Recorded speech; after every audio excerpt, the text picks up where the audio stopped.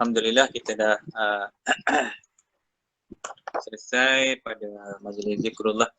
Baik, sebelum kita ke kuliah, saya mungkin ada sahabat-sahabat kenalan kawan-kawan kita yang baru masuk dalam program zikir ni.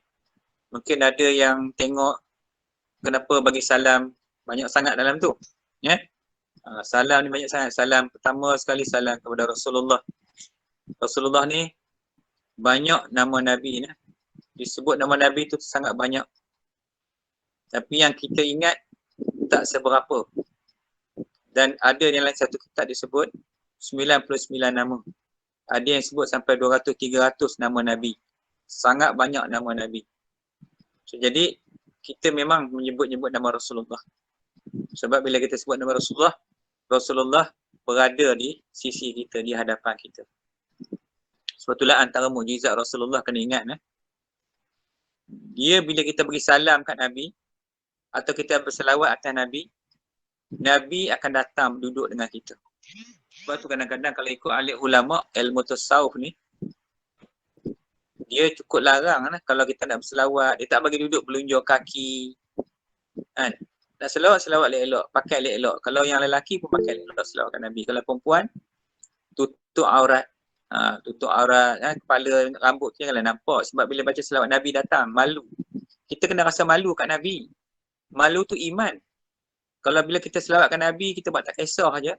Kan? Memang boleh baca. Tapi kena ingat bab kerohanian, kita kena faham.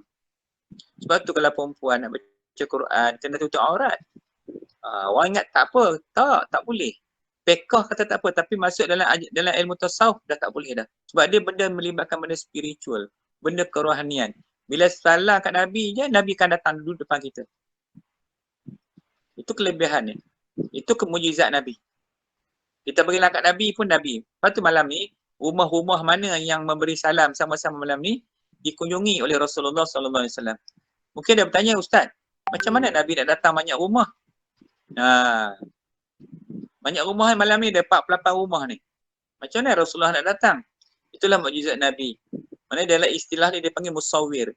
Di musawwir ni, dia boleh menzahirkan beribu-ribu wajah, berjuta-juta wajah di mana saja. Allah bagi kelebihan kepada Nabi. Semasa Nabi hidup dan selepas Nabi wafat, Nabi masih lagi mukjizat Rasulullah macam tu. Dia boleh musawwir, dia boleh duduk berada di mana saja orang yang memberi selawat, yang membaca selawat baginda, maka baginda akan bersama dengan orang tersebut.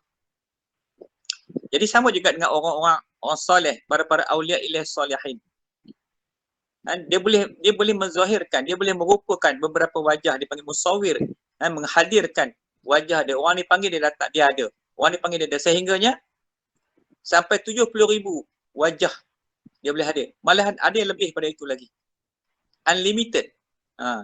Ada setengah orang ulama aulia sampai 7 wajah dia boleh satu ketika. Ada lagi sampai 100 kali, 200 wajah. Jadi tak tentu. Begitu. Sebab itulah kemuliaan bila kita bagi salam. Contoh bagi salam ke Malaikat Jibril. Malaikat Jibril ni pun macam tu juga. Bila kita bagi salam kepada beliau, beliau juga mendengar salam kita. Assalamualaikum ya Jibril. Wa ya Mikail. Wa ya Israfil. Wa ya Izrail. Tanda kita kasih. Kita bagi salam tu tanda kita kasih. Pasal apa? Kena ingat dalam salah satu rukun iman. Wa malaikatihi wa kutubihi wa malaikatihi. Beriman aku akan malaikat Allah. Jadi kedudukan malaikat ini tinggi di sisi Allah.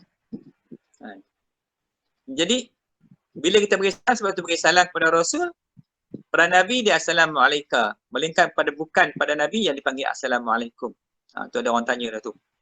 So, jadi Assalamualaikum ni khusus untuk Nabi dan malaikat. Lain daripada itu semua Assalamualaikum. Itu perbezaan dia. Bila kita sebut Assalamualaikum tu berarti yang itu bukan Nabi, dia hanya awliya ataupun wali. Macam tu makam yang Allah sebut. Wali-wali Allah ni disebut dalam Quran. Kekasih-kekasih Allah. Baik. Jadi bila bagi salam kepada Malaikat Jibril, maka Malaikat Jibril mendengar salam kita. Malahan dia mendoakan lagi untuk kita. Demikian juga Malaikat Mikail. Siapa Mikail? Malaikat yang memberi rezeki setiap hari. Rezeki kepada kita. Itulah kerja Malaikat Mikail. Israfil pula meniup sangkakala.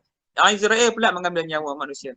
Jadi mudah-mudahan dengan cinta kita kepada malaikat-malaikat ini, termasuklah malaikat Azrail, mudah-mudahan sakaratul maut kita menjadi mudah di sisi dia. Tu maknanya mudah ketika malaikat buat mencabut nyawa. Sebab bila kita hari-hari kita salam, kita cinta, kasih kepada malaikat ni. Tengok rukun iman balik. Beriman aku akan Allah. Beriman aku akan malaikat, kitabullah dan para nabi, para rasul. Para nabi, para rasul. Jadi Sayyidina Bulian Ibnu Mulkan ni, Sayyidina Khidir ni, Nabi Allah Khidir termasuk dalam salah seorang nabi-nabi Allah. Maka beriman kepada nabi. Jadi apa salah kita beri salam pada dia? Maka tak salah. Ada berapa orang nabi? 124,000 nabi dan rasul, tolak 313. Baki itu semua nabi. Dan salah seorang nabi itu Nabi Khidir alaihissalam. Banyak lagi nabi. Nabi Khidir ni ada sejarah dia dengan Nabi Ilyas. Sejarah dia dengan Nabi Musa alaihissalam. Panjang kisah Sayyidina Bulian. Biasanya kalau dia datang dalam bentuk pakaian hijau, dia datang begitu. Jadi ketika Rasulullah wafat, maka kata Ibnu Abbas kata apa? Aku melihat Khidir datang menziarahi jenazah Rasulullah. Ibnu Abbas sebut dalam satu riwayat dia nampak Khidir, dia kenal Khidir ni. Sebab Khidir ni dia itulah keturunan Khidir. Keturunan dia jauh di atas tu. Keturunan dia siapa dia? Bulian, Ibnu Mulkan, Ibnu Falid, Ibnu Syalih, Ibnu Abir, Ibnu Arfashad, Ibnu Syam, Ibnu Nuh di atas tu. Mana Khidir ni atas makam kedudukan dia tu. Bukan maksud atas, dekat dengan Tok Adam dah. Tok nenek dia tu nasab dah. Lepas tu disebutkan, ulama sebut barang siapa yang mengetahui nama Khidir alaihissalam, nasab dia, nama keturunan dia ni, silsilah dia ni, maka masuk syurga dia. Tu cerita. Jadi maknanya banyak benda-benda amalan-amalan macam ni yang orang dah tak faham, yang tak mengaji sekarang ni. Jadi dia bela, tak faham ya. Baik. Kemudian kita bersalam kepada malaikat, pada sahabat Rasulullah, masya-Allah. Abu Bakar siapa dia? Sehingga Nabi sebut, kalau ditimbang wahai Abu Bakar, iman kamu dengan iman kalau dihimpun ke seluruh manusia sampai kiamat, iman mereka itu letak di atas mizan, ditimbang dengan iman Abu Bakar, iman berat lagi iman Abu Bakar. Macam mana agak-agak Abu Bakar? Tak usah cerita lagi iman Nabi, tak usah cerita lagi iman Rasul, cerita iman Abu Bakar dulu. Iman tu terlalu tinggi iman Abu Bakar tu sehingga tak ternilai, tak tertanding oleh iman-iman kita yang ramai-ramai ni. Himpunlah iman kita, tak boleh lawan iman Abu Bakar. Maka bila kita beri salam kepada Abu Bakar, antara manusia yang Allah kasih, ahli syurga, sahabat Rasulullah yang Nabi sangat kasih kepada sahabat ni. Bila Nabi kasih kat sahabat, kita juga kasih kepada sahabat. Maka pasal tu kita hidupkan malam macam ni, kita bagi salam kepada mereka itu. Daripada duduk merapu dalam WhatsApp handphone tu, baik kita duduk bagi salam. Apa kita dapat dengan WhatsApp main tu? Kan? Ini pun tak senang duduk bagi macam-macam waktu kita duduk kuliah ni. Jadi, kita beri salam pada Umar. Siapa Umar? Siapa Osman? Siapa Ali? Semua orang-orang ni ahli syurga belaka. Dia panggil Amirul Mukminin. Amir kepada orang-orang yang beriman kepada Allah. Dia tak sebut Amirul Muslimin. Dia kata Amirul Mukminin. Amir, khalifah kepada manusia-manusia yang beriman, orang yang beriman kepada Allah. Kemudian kita beri salam lagi di bawah tu kepada Sayyidi Syekh Abdul Hayy. Yang ini sebab murabbi kita. Mursyid bagi kita amalan syahadah ni, yang amalan khalifah pusaka wali ni yang kita nak bincang pada malam ni. Maka Syekh Abdul Qadir Jilani itu adalah mursyid. Bagi yang berminat nak mengetahui lebih lanjut, maka bolehlah Google, tengoklah dalam tu cerita tentang kisah-kisah Syekh Abdul Qadir Jilani. Sangat banyak kisah dia, terutama manakib. Kalau nak faham kisah dia, buka manakib. Manakib ni cerita tentang